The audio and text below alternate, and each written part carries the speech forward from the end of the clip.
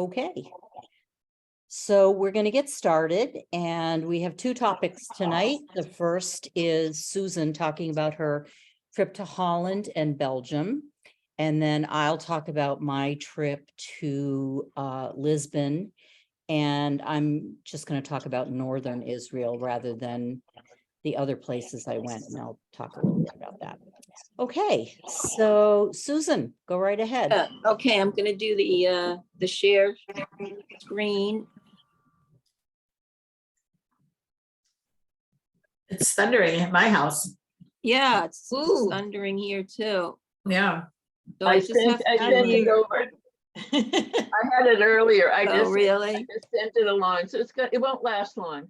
It's gonna move on through, Yeah. huh? It I doesn't. think they last. downgraded it a lot. They downgraded it a lot. Yeah. I'm in Concord. We haven't had anything. But unfortunately, this afternoon, my car started to act up, and I had to run over to Bedford and see what was going on. And they took care of it, thank goodness. But we weren't in anything but clear weather until we got home about 5:30. So that was good. You know, It got very, very dark, and it rained like really hard for a few minutes, and then it stopped. where are you, Linda? Where are you? Northborough. Where? Northborough. Oh, Northborough. Uh-huh. Oops. Yeah, further west than me. So I'm in Yeah, I Concord. need a passport when I come to any TTN events to cross over from Worcester County over to. So do people see the picture on the No. screen? No, not yet. Okay, That's all good. right, I'm hitting done. Oh, fuck. We promised, we practiced this and it's not working. Shit, I see the you- pictures. Did you share screen? Yeah, I think I did. Well, I remember Jenny telling me you had to hit share screen in twice or in two places or something. So That's I think, the trick for me. I have something on my screen that says waiting. So I think it's gonna Mm. happen, but I think it's just, there's a delay. Oh, gosh. Cheryl and I practiced this earlier. Here it is. Got There it? we go. Oh, beautiful. All right. Woohoo.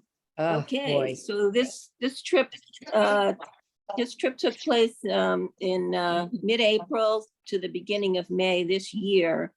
And this is a Grand Circle trip. And there was a 10-day riverboat cruise through Holland and Belgium. And at the start of the trip in Amsterdam, some of us did a pre-trip of 3 nights. And then at the end, some of us did a post-trip 3-night in Bruges. And this is just gives you a little bit of the route and the different places that we went to, but you'll hear about that. So the start was in Amsterdam, and it was somewhat of a small group that did the 3 days in Amsterdam. And I was traveling with my brother, who's in the middle there in the red jacket, and his wife, who is to his left. In other trips I've taken with them on Grand Circle, they put together like a whole group of people to do the trip. So, I mean, we had like 20 plus people that they brought into the trip, and which is good because then they get this big discount, which they share with us at the end. So that's Amsterdam. I just put this in the bicycle path because it was really hair raising to walk around in Amsterdam because of the bicycles. The bicycle lane is between the sidewalk and the street. And a lot of times it's like on the sidewalk. It isn't even that separated by a curb. So you have to be like extremely careful to watch where you're going, particularly like when you're crossing the street, because the bicycles really don't stop for you. So, and yeah, on one occasion I was like so busy looking around that I tripped on the curb and I fell down and scraped my knee. Amsterdam is lovely. I don't have like a lot of shots. You know, it's mostly like canals and and nice buildings, colorful buildings like this. Most of the activities we did in Amsterdam were visiting museums. So we visited the Rijksmuseum, where they had the Vermeer exhibit, which was like this supposedly once in a lifetime thing, because they had 28 out of his known 35 paintings, which is all that he did. And they're so beautiful. There's like so much detail. They're very small. There's a lot of it is like women in their everyday lives, and there's a lot of interplay with light and shadow. And it was very, even though it was a ticketed exhibit, it was still pretty crowded. So you really kind of had to be very patient in order to get close up to them, because they're very small paintings. We did the Van Gogh Museum, which has the largest collection supposedly of Van Goghs in the world. And, we saw some of his famous paintings, the sunflowers and other ones. We went to the Jewish Museum, which has the history of Jewish people in the Netherlands. All in all, the Netherlands was way more welcoming to Jews than other places in Europe. And the Jews, some Jews like fled from Spain and Portugal, and they established this really nice synagogue, which they call the Portuguese synagogue, in the 1600s, and it's still there and operating. So like I would say the most moving thing was going to the Anne Frank house, and you see people lining up there to go into the building. It's the brick building, the red brick building. It's timed entry. They have to keep the number of people in there at the same time very small, because it's very cramped inside. Essentially what the setup is the front of the building was where the business, Otto Frank's business, was operating. And then the back of the building, which was like an annex, was where his family and some others were hiding on the top floors. And then there was a bookcase in the middle, a fake, kind of a fake bookcase that opened and closed, and that was like the entry point for their helpers. You're not allowed to take any pictures inside, but I did download this one. This is after the war. Some of their helpers had saved some of the personal possessions, fortunately, including the diary of Anne Frank, and they were able to recreate, the living quarters pretty much as they were. And this was Anne Frank's room, which she had decorated with pictures of movie stars and other things that she was interested in. Anyway, that was they do a good job there. We did a side trip to an area called Edam, Volendam, where we got a presentation relating to making cheese. We visited this fishing town, Volendam, which was pretty, was picturesque. And we took a ferry from there to another fishing village called Marken, which is, it's really not used anymore. It's sort of set up as, for tourists. They recreated basically what it used to look like. And that's me with my sister-in-law. You can see from our outfits, it was cold there. I mean, we bought those hats at a flea market in Amsterdam because it was really cold. And near Amsterdam is the city of Haarlem, which we went to there that one day, and we went to this museum interesting museum, Taylor's Museum, which was established in the 1700s by a wealthy merchant, and it had a very eclectic collection of different things, fossils and minerals and scientific instruments, paintings. It had these gigantic static electricity generators. It was kind of a find. We stumbled on it because it was kind of a rainy day and we wanted to go someplace indoors, and we found this museum. Anyway, it was kind of fun. Then we got on the ship and the cruise started, and that's our ship, the River Aria. Very nice ship, like way nicer than the river boat that we had in Egypt on the Nile, which was a dump. I mean, this was a beautiful ship. It was very, very, very nice. My main complaint about the ship, and this is a complaint about Grand Circle, how they do their river boats, in order to save space and I guess money in your cabin, instead of having a queen bed or a king bed for couples to share, every cabin there's two separate twin beds that are across from each other. You can't put them together, and there's a table in the middle. Okay, so I get on the ship, and the first night, I'm in this narrow twin bed, and I'm used to sleeping in a king bed. And at some point, I rolled over in bed. I fell out of the bed, and I hit my face against the table that was next to the bed. And for the rest of the trip, I had a nice black eye. Oh, no. Yeah. Yeah. I actually, we were still in Amsterdam. I actually went to an emergency room because I had this gash over my eye that wouldn't stop bleeding. So I went to an emergency room, and boy, they were great. They were so nice there. It was like completely different from here. They took me right away. It was fast.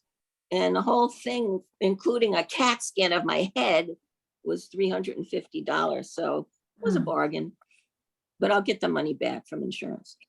Okay. Susan, So now, what town was that? Where you this went was to? in Amsterdam. We hadn't left Amsterdam yet. So I went to a big hospital in Amsterdam. So our first stop on our cruise was a town called Enkhuizen, which is it was a seafaring town. It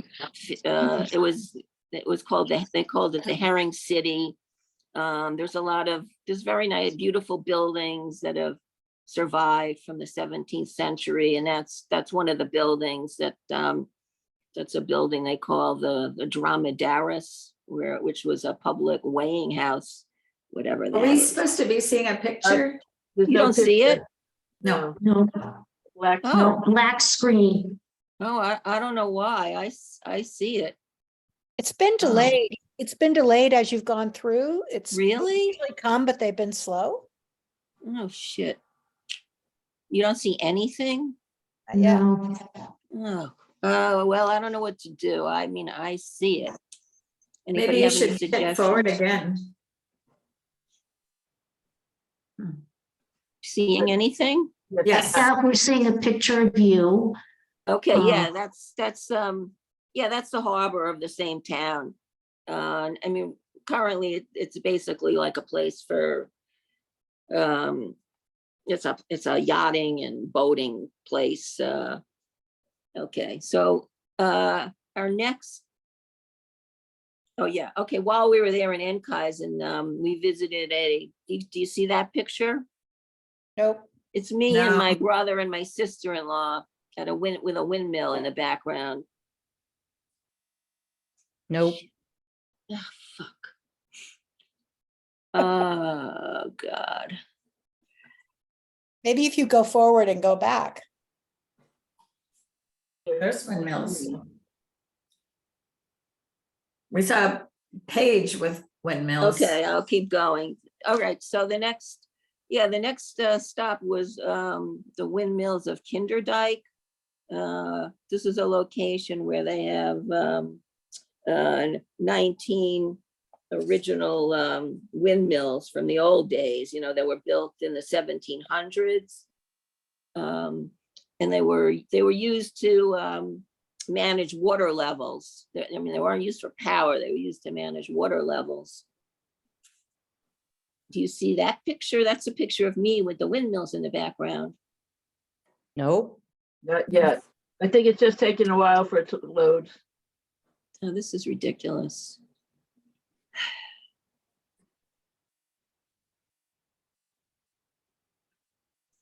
Okay, do you see anything? Nope. There we go. Yes, That, you in front of the windmill. okay, so that's one of the windmills that they turned into a museum to recreate, to show you what the conditions were like for the families that lived there. Because all these windmills were occupied by families that lived there and operated the windmills. I'm now showing a picture, if you could see it, of the inside of the windmill. The quarters were very cramped, and they had these like bunk beds where multiple children would sleep. And there's a family picture of one of the families that lived in the windmill at the time, and they had 12 children. So they probably had at least 4 kids in one bed. There we go. And there's like 3 or 4 levels, you know, with narrow stairs. Wow, it's pouring here now. Our next stop after that was the town. It's a medieval fortified town called Schoonhoven. And now it's the entrance gate from medieval times. And that's just a picture of the main canal in Schoonhoven. Anybody seeing a canal? Nope. Nope. Oh, gosh. All right, I'm just going to continue. There we go. Do you see the city of Rotterdam this time? Yep. Yes. Okay, it seems like every other picture is coming through. That's weird. Yeah, Yeah. So at Rotterdam, you know, we parked there. I didn't go into Rotterdam because it's essentially the original city was destroyed during World War II, and they rebuilt it as a modern city. And they have, I thought that bridge that they had looked a lot like the Zakum Bridge. It does, it Yeah, does. it was a sort of a similar style. So from Rotterdam, we were driven to the highlight of our trip, which was Keukenhof, which is the flower garden, the flower park, where you go to see the tulips. And it was absolutely fantastic. I'm going to be showing some pictures of tulips, and I hope you can see them. We can see Yeah, these. yeah, It was fantastic. I mean, you have like 70 acres of tulips of, you know, all colors. That's me and my brother, if you can see that picture. There's other flowers in addition to tulips, but it's mostly tulips, and they're just like all different arrangements and color combinations. It's really, it's like a feast for the eyes. You can just hardly really believe what you're seeing. It's so spectacular. Wow. And yeah, so that was really the highlight of the trip.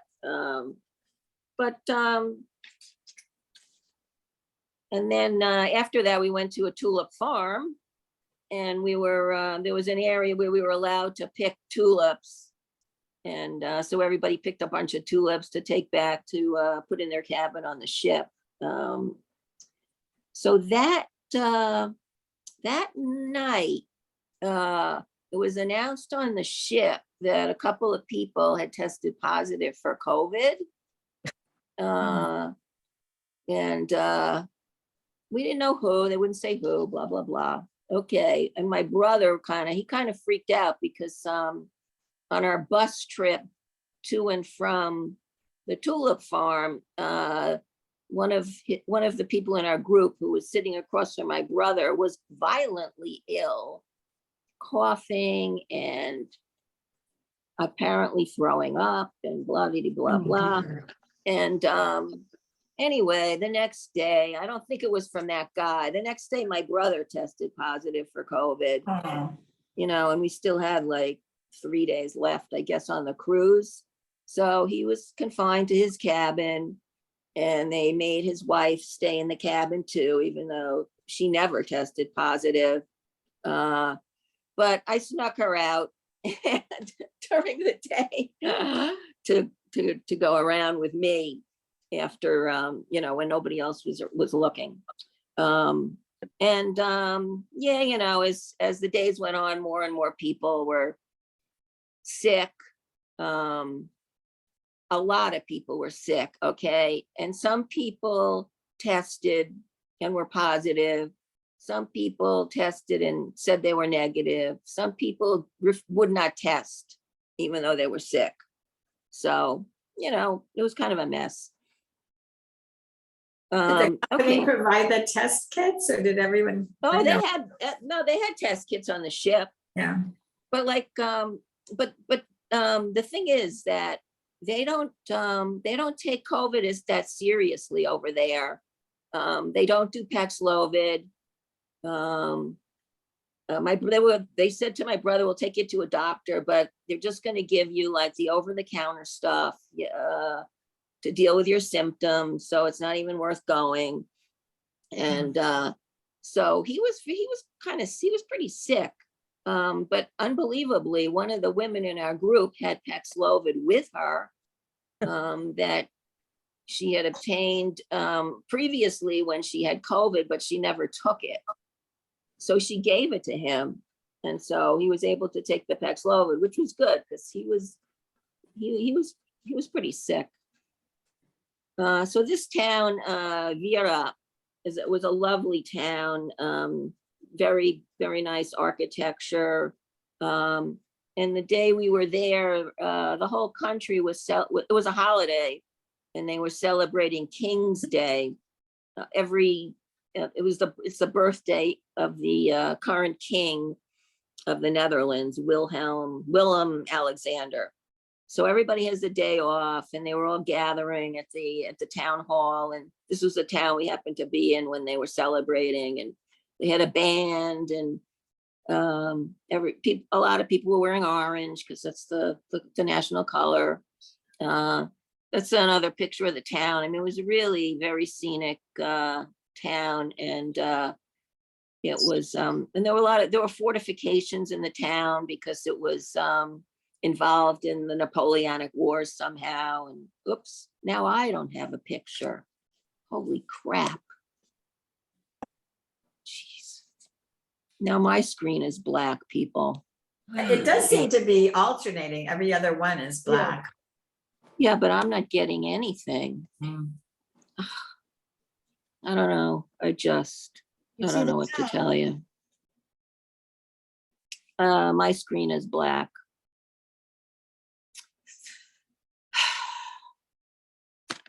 Well, I don't know what to tell you. Darn. I could- Susan, do you want to try coming out of screen share and going back in?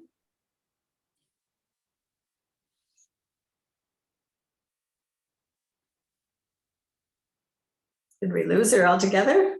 She's frozen. It looks frozen. Hmm. Here she comes. Now there are two of I'm her. having trouble with my internet tonight too. Could it be the thunder? Maybe. Do you hear Yeah, it now? Yeah. I just got kicked out of Zoom, totally. So now I'm back. Okay. I'm gonna try the screen share again. Sorry about this.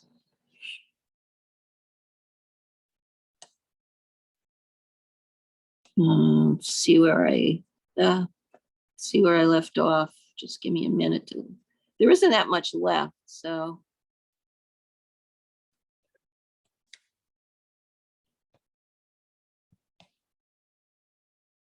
Yeah, Ginny.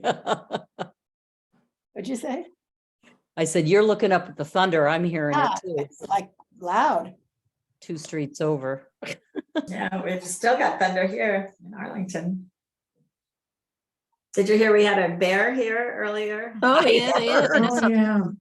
I heard. It was a few blocks from our house. We never saw it, but Oh, I didn't know where it was. Where was it? yeah. Yeah, Was it it's near the, in was it near the Park- reservoir? Park Ave and Paul Revere Road. Oh my gosh, really? Yeah. Oh my gosh. And then That's it went right where over- Pat lives. Oh, Yeah, I yeah. know. Okay, well, look, screen sharing failed. So I don't know. Well, like, I just tried the screen sharing and it failed, so Is that I what don't know it's what to saying? Does it say fail? yes, it did. I got a message. It said screen share failed, Oh, I've never heard that before. so I could try it again. I'll try one more time Sure. and then we'll forget it. None of us are in any rush.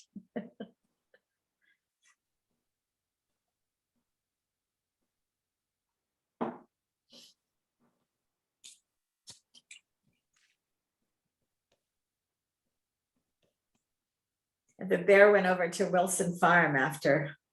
Did you see the After they left picture of that. it in the lettuce? Yeah, yeah. Wasn't that great? Yeah. It looked like it was having so much fun. Yeah. Where'd he come Somebody from? had a picture of it in a store, but I don't know where it was. And they had an hour school delay. Yeah. And then we never heard whatever happened. I don't know if they captured it or it's just still at large. Oh, is this the bear that lives there? Okay. It failed again, so I think I better just give up. Sorry, guys. Okay. Anything you want to add, even without the pictures? I would say that when we got to Belgium, we visited the cities of Ghent and Antwerp, and they were really nice. They were really nice. I mean, they just had this, great medieval architecture, big squares of, and you could see the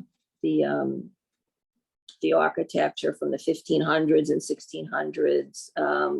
They were really not Antwerp in particular. I really loved it, and the Belgian chocolates were phenomenal. We bought our chocolates in Antwerp, and I'm still eating them. I mean, I still have some. I mean, they were phenomenal. Yes.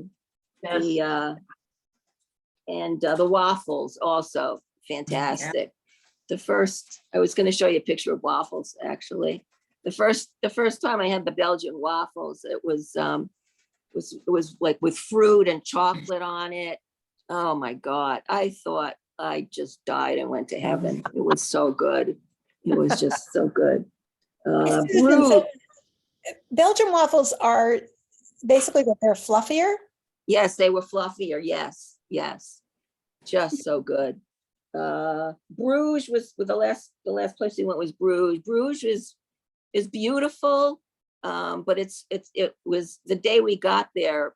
There was a flea market, an open air flea market going on. There was a bicycle race going on. It was so crowded. We could barely get to our hotel. There were just thousands and thousands of people there. It finally kind of emptied out, the next day or two, but it's very busy there. It's become quite touristy. I mean, it's lovely. I'm glad I went, but it was touristy. One thing I also did enjoy was we did a trip to the Flanders Field area. So we went to a World War I museum. We visited a cemetery. We saw where Flanders Field, that's kind of the location where the poet who had written it, where he had fought, and etc. And I found that interesting. And that's the wrap up. Okay, well, Sorry, I couldn't show the last few pictures. Carol, you have a question? Yeah, Susan, How big was the boat you were on for Grand Circle? How many passengers? We had, I would say, about 150 something. And we were split into 4 groups. So maybe in between 140 and 150 people. And we had split into 4 groups, and we each had our own tour director. So yeah, so it wasn't, it wasn't overly big. It was a decent size. And then, as I say, the ship was, other than the cabin setup, which, was ridiculous. The ship was beautiful. The food was terrific. The food was really good. Did Grand Circle own this ship, or was it another? Oh yeah, it's their company? ship. Yeah, Oh. they own it. Yep. Yep. Okay. On to Lisbon. So Just down the street a bit. just down the street a bit, yeah. Can you all see that? Yes. Okay. So it was just my husband and I, we planned it ourselves. And this was meant to be a stop on the way to Israel. And the reason we chose Lisbon is because TAP, the Portuguese airline, has a program where you can buy a round trip to your final destination, but you can stop for up to 10 days at the connecting airport, which is Lisbon. So we took advantage of that. And although I'm not a city girl per se, I found Lisbon to be incredibly charming and had a lot of character. It's a very hilly city. And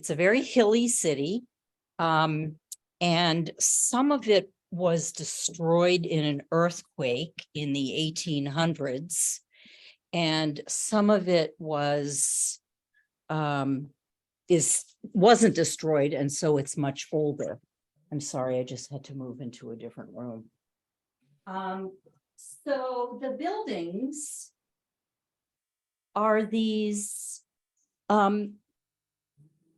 pastel colored buildings with the architecture is just beautiful. Oops.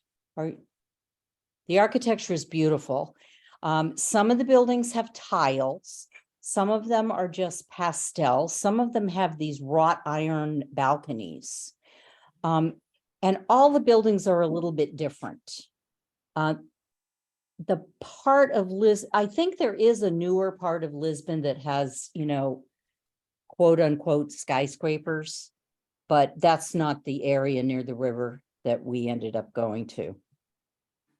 So here's just another example of these tiled buildings, and another one.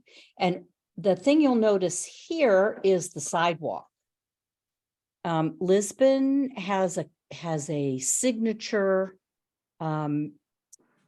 character to its sidewalks, where they use these black and white tiles, more like cobblestones, and lay them out in artistic ways. It feels like you're walking on a piece of art. And here's some more of those sidewalks. So it was really interesting. It was kind of hard on the feet, I have to say, but it was really pretty. It also has a lot of squares.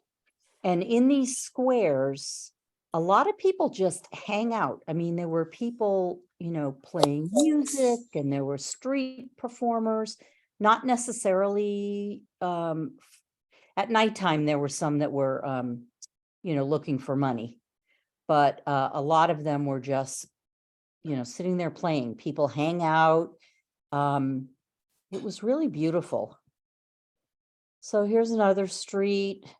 Some of the the streets have this kind of paving. Here's one of the squares. There's a lot of fountains in the squares, and open air markets, and a lot of outdoor seating for dining. So I said it's hilly. That's an understatement. So you either walk up these, very steep hills or down them. A lot of places had stairs. Some places had elevators, like in the guidebooks, they'll tell you, go into this building, an office building or a mall or whatever, and take the elevator. And it, drops you off a few stories up so that you don't have to walk quite as much. But these are two modes of transportation within the city that can get you up and down the hills as well. So on the left is what's called a tram. They're kind of like the cable cars in San Francisco. This particular one, Route 28, is full of tourists. I don't know if anybody in town who lives there really uses it, but so you can get on this tram and it will take you through a bunch of different neighborhoods, and then you get off and you get in line and you get on the same tram and go back. The picture on the right is a funicular, which is designed it works on weights, and there's one going up and one coming down, and they just balance each other. So it's like a non-motorized kind of thing. But that's another way to get up and down the hills.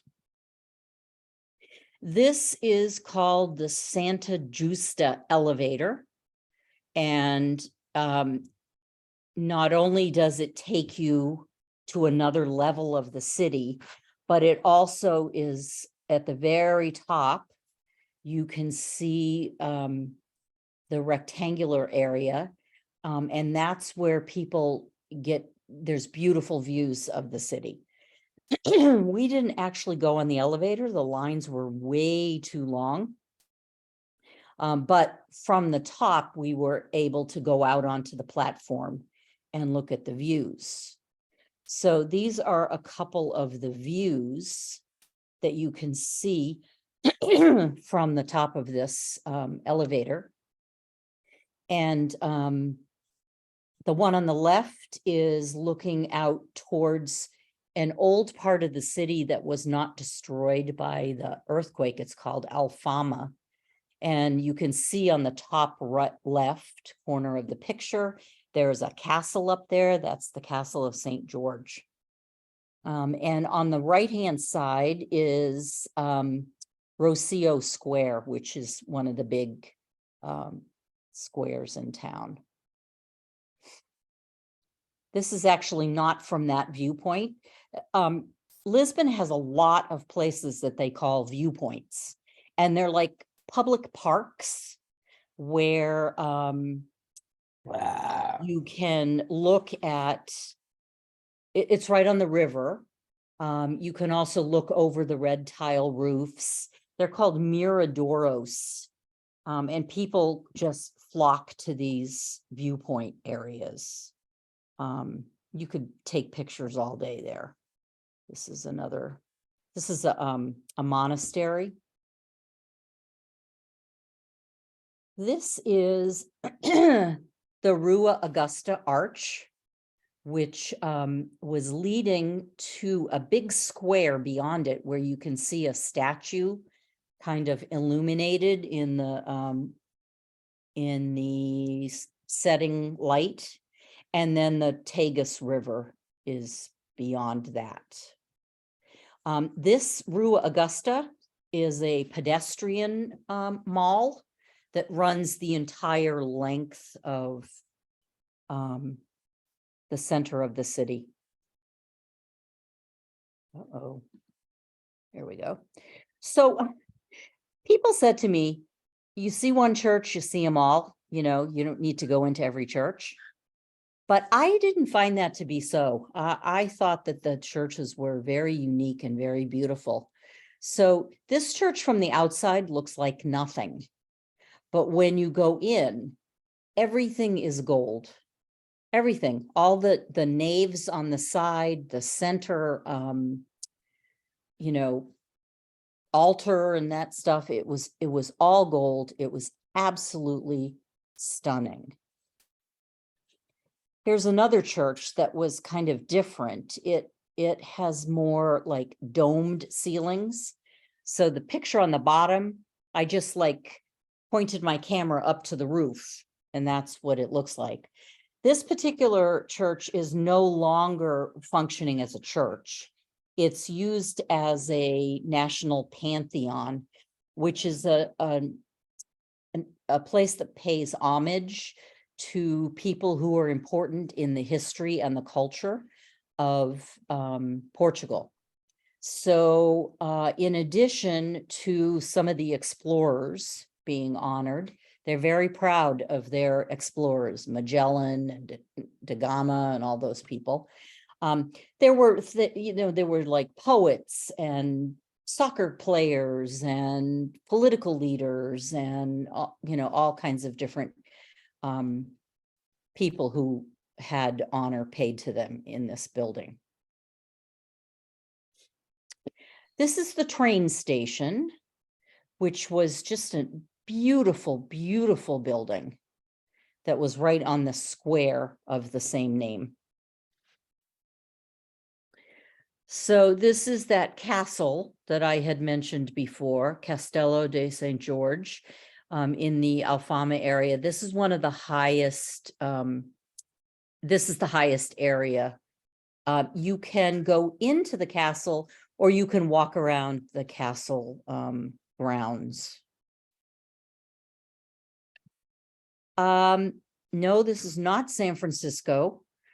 This bridge, the 25th of April bridge, I don't remember what the significance of it, was designed, however, by the same people who designed the Golden Gate Bridge.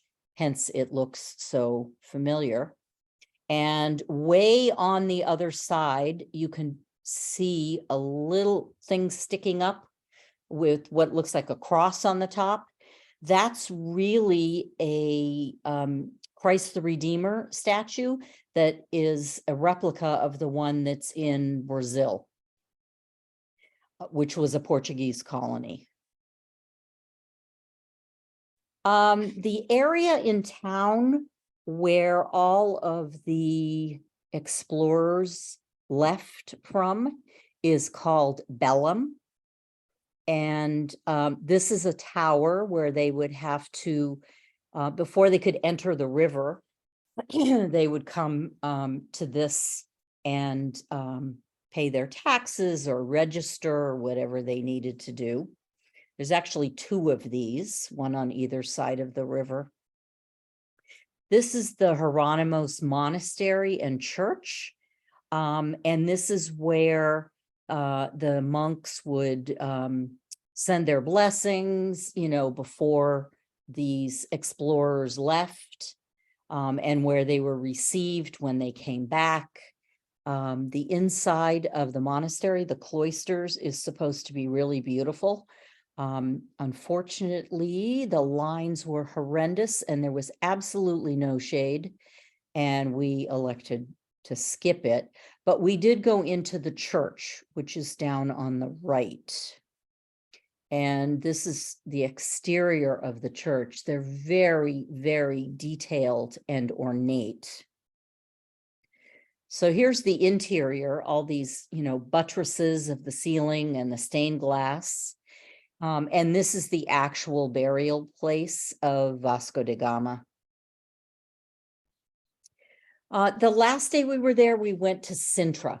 Sintra is a town that's about a 40-minute train ride, where there are quite a number of quote unquote castles or mansions, and they are up, a couple of them are up a pretty steep hill that could take like over an hour to climb up. We elected not to, most people don't.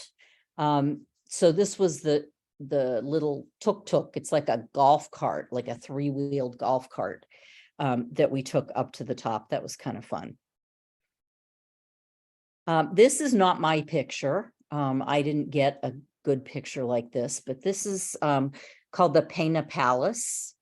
And it looks kind of Disney-ish. I mean, it's yellow and red and purple, and it's like a mishmash of different things. Sits at the top of the hill, has an absolutely spectacular view all the way out to the ocean.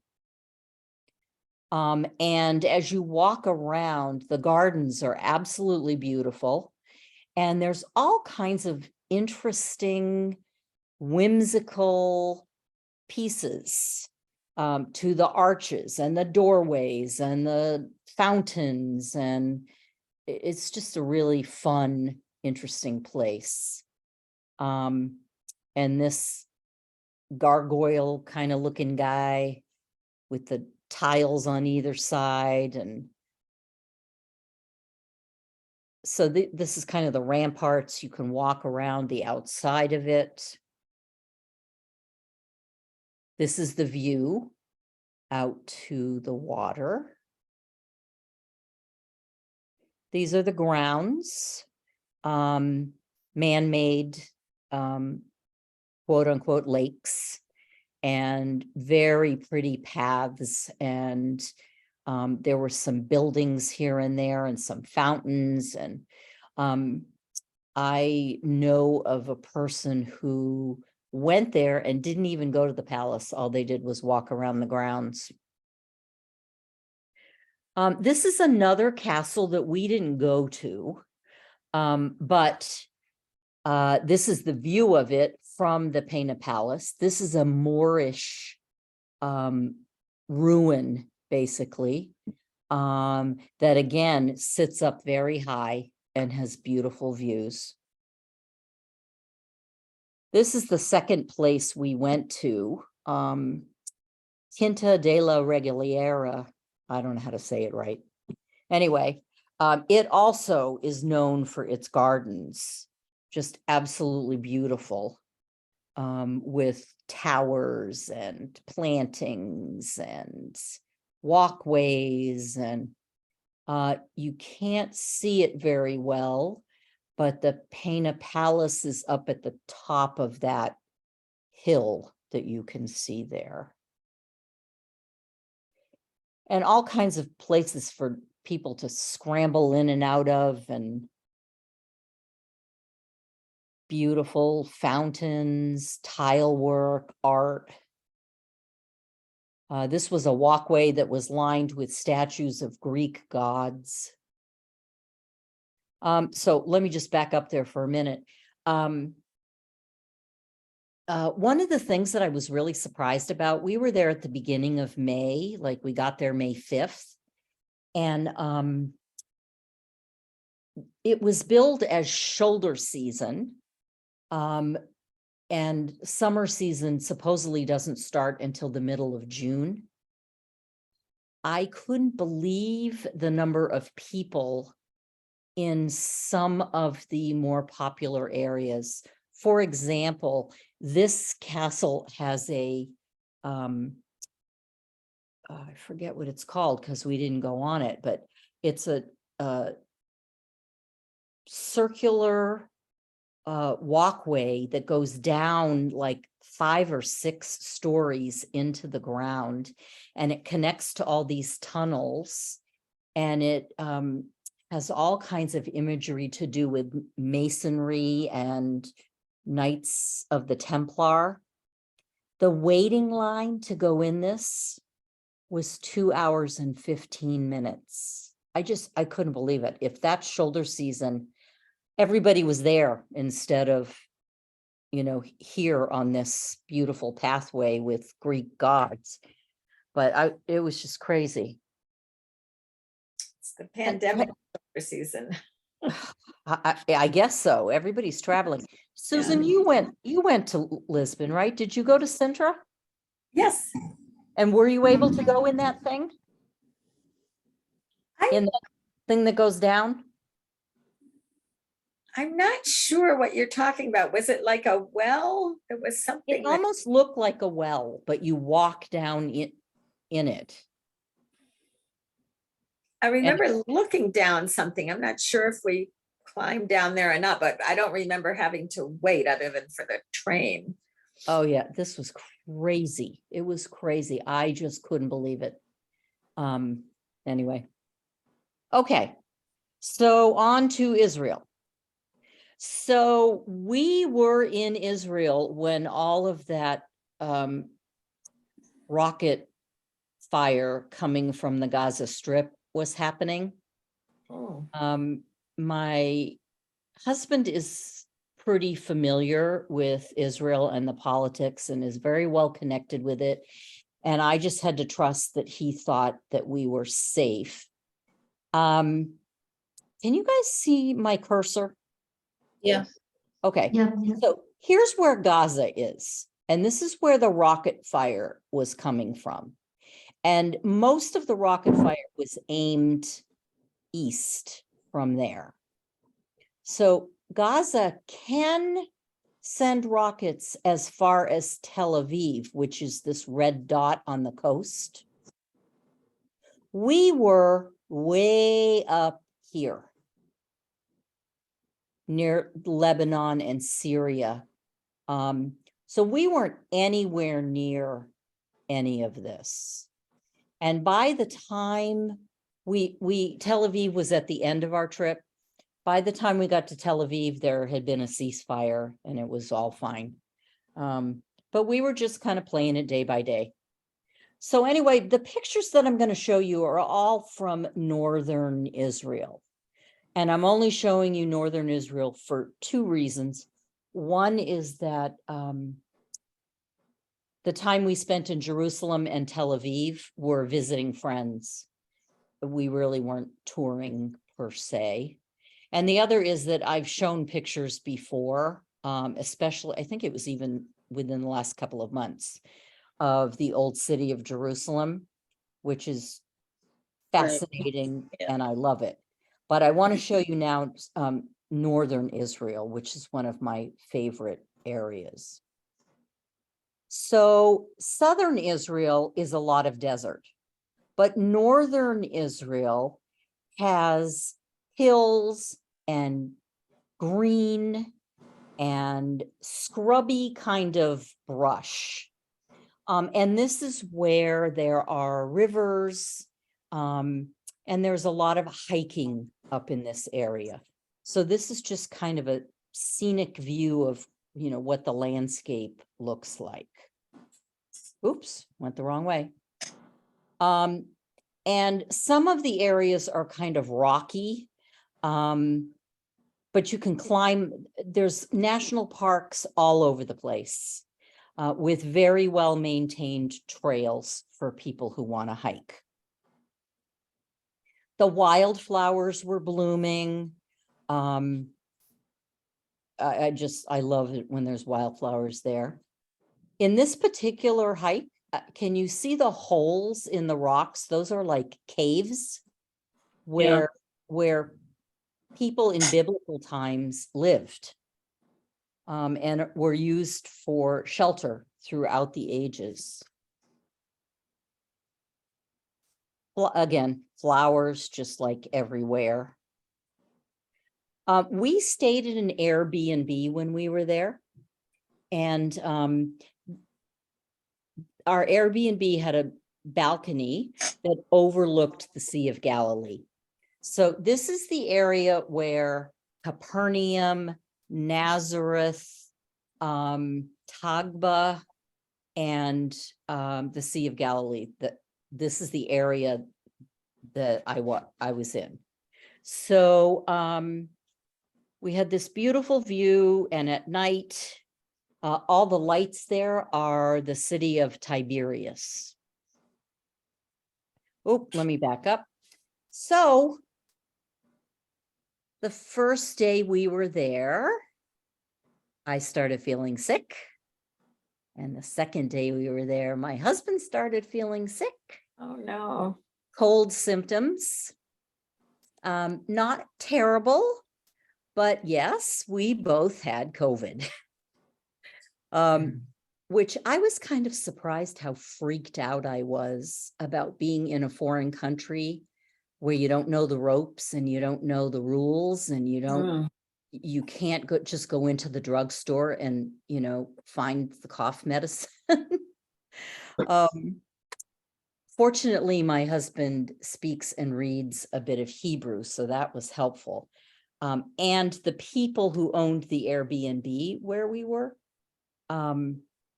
very helpful with all of this. I wasn't very sick, and neither was my husband. But I was scared, what if I got more sick? And like Susan said, they have a much more relaxed view of this. We looked up on, the National Ministry of Health websites. They basically, there's no isolation requirements. There's no masking requirements. It basically says the same thing that we do for colds and flu. Get plenty of rest, drink lots of fluid, take Tylenol, wash your hands, and stay away from crowds if you're really sick. So part of me was really glad that we were where we were because it's not crowded, it's very rural. And you'll see in some future pictures that there's like very few people around.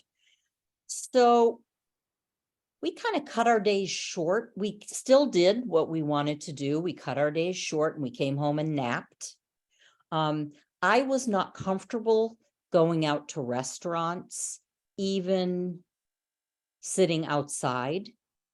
So we just got takeout and we, brought it back to our balcony and ate there. So it all worked out. We had these cold symptoms the whole time we were in northern Israel. Okay, so this is one of the hikes we took. This is the River Don, which is one of the three tributaries that feed into the Jordan River. And so this is spring, so it's, pretty roiling. And further downstream, this is the Jordan River, which is very placid. And further down the Jordan River, they actually dam it so that people can go in and get baptized and things like that. But the Jordan River is the main source of irrigation for this farming area. And so a lot of water gets diverted away from the Jordan River. So what starts off as, these three tributaries that are coming down from the mountain and are, quite raucous. I don't know the right word to use, but they're quite whitewater-ish. When you get further down into the flat part, the Jordan River is just this very calm place. Back to the Don River. This is a nature preserve, and it encompasses a few different things. One of which is walks through the river area, but there's also an archaeological area there. So that's my husband further up. And in a lot of places, you're walking on rocks in the river. This is an area where it was flat and you could wade in it. It was freezing. Here we are walking on rocks again, getting through everything. And then this is the biblical city of Dan. So all of these old cities are strategically planned and located so that they can defend themselves. So this is from 4500 BC. And in addition to being on the top of a hill, the main gate is this twisty, turny kind of entrance. So this is the main gate to the city. And this is the main road into the city. And I didn't really get a good picture of the twists and turns, but this has all been excavated. And these are some of the ruins that are there, that are the homes, the walls of the homes. This was the mill, where they would grind things. Oops, sorry. This, I put a food, I only did one food picture because I want to show you all what real pita bread looks like. This is real Israeli pita bread. There is nothing like it that I have found in the United States. It is so delicious. But you can see it's not the kind that we have that you can stuff. People use it to scoop up hummus and tabbouleh and, you know, various different salads. Okay, I don't know why that got put in there, but in any case, so from the top of this city of Dan, looking towards the east, these are the Golan Heights, and Syria is just on the other side of that. This is this is looking north. This is Mount Hermon, which is the tallest point. Mount Washington is 6,000 feet. This was 9,200 feet. And this mountain borders Israel, Lebanon. It has land in all three countries. And it does get snow in the winter. And apparently there is a ski area on the Lebanon side. So that's Mount Hermon, and that's the source of the water for the three tributaries that feed into the Jordan. And then looking west, this is Lebanon in the distance. This was just a pretty picture as we were driving home and the sun was going down. The place that we stayed was in a kibbutz, which is no longer like the old kibbutzes. But the thing, it's a little community that has like a community center and a little market. And, you know, all the neighbors know each other. You know, the population is like 200. But it has these beautiful walking trails and these wildflowers. And you could hear wild dogs barking at night. But we liked to get up and, you know, walk on the trails. And here's another view from one of the trails. This is a different place it's in the valley in northern Israel. It's called the Hula Nature Reserve. It's an area that was swamp that in their lack of wisdom, they drained it to make farmland out of it. And in doing so, upset the ecology so much. And this is an area where birds migrating from Europe to Africa. This was on the migration route, and the fact that they drained it impacted that, and so they reversed everything. And this was over a period of like 40 years. They reversed everything, so now it's a swamp still, but it's got all kinds of fish and turtles and birds, lily pads, and on the right is papyrus. And this yellow flower is supposedly some rare kind of orchid. And another place that we went to was a Roman city, which was only 2,000 years old. And so it was around the time of Jesus. So this is now a national park. It actually just opened in March. And it's in the Golan Heights. It overlooks the Sea of Galilee. And they're still excavating. But these are the water pipes. I just find it amazing. See how each section fits into the other section, and those are water pipes for it. This was the columns in a cathedral. This was the main drag, that road that was kind of going up, and then this is the main square with these, columns. Oop, that was it. So that national park, they're still in the process of, putting signage, and right now they only had tours of it in Hebrew, but it was pretty interesting, and a place that we had never been before. So I don't know what time it is. Oh, 8:12, perfect timing.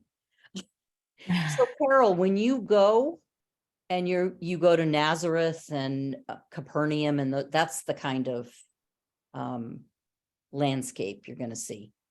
Yeah, I hope we do go. I mean, the Oh. last I talked, it's possible the tour might be canceled because I spoke with the travel agent who was managing it. I don't know, maybe back in April, and at that point they didn't have enough people signed up to run it. And she said she would have to get a minimum number by sometime in July in order for Lufthansa to hold the tickets. Uh-huh. So I think they only had 10 people sign up. And I know the person who's running it lives out in California. And I don't think there's like anybody really around here who's kind of like beating the drum to try to get people to sign up. Mhm. You know what I mean? So I hope we can go, and if we don't, we don't. It'll be the second pilgrimage that got canceled on me, The other one didn't get canceled, but I ended up not going because the date got changed, and I had a family event going on, and I just wasn't able to get over there. But I'm sorry you got coronavirus. I mean, that's too bad. Well, like I said, we weren't really that sick, and it didn't. You could see from my pictures that there's hardly any people around in what we were doing. It would have been a different story if we were in a hotel, or if we were in a city, Jerusalem or Tel Aviv. You were on a ship. They would Or on a confine ship. you to your room. Exactly. Yeah. Exactly. If you tested.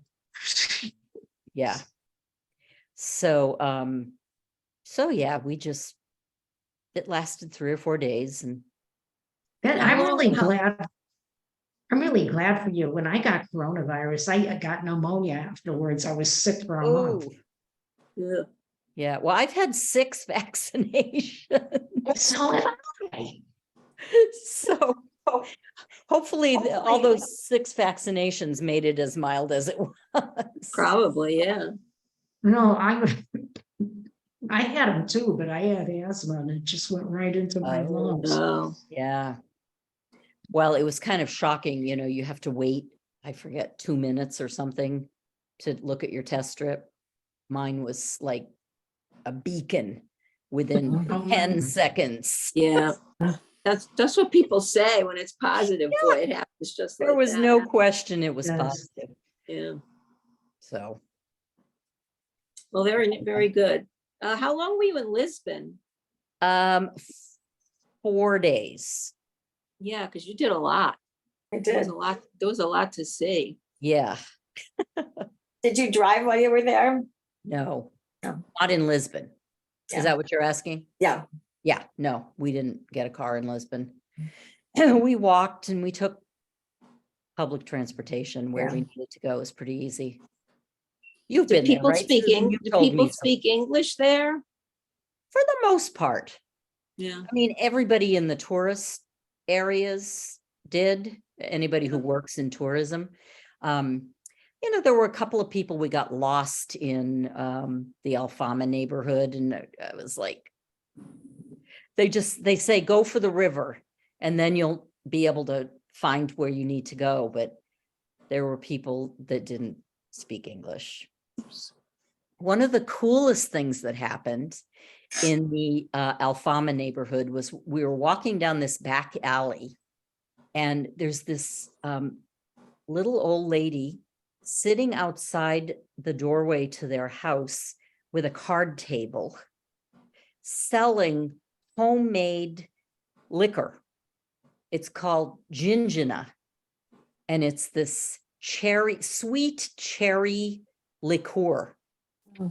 And a lot of times you go to restaurants and, you get it gratis at the end of the meal. And sometimes they serve it in these little chocolate cups.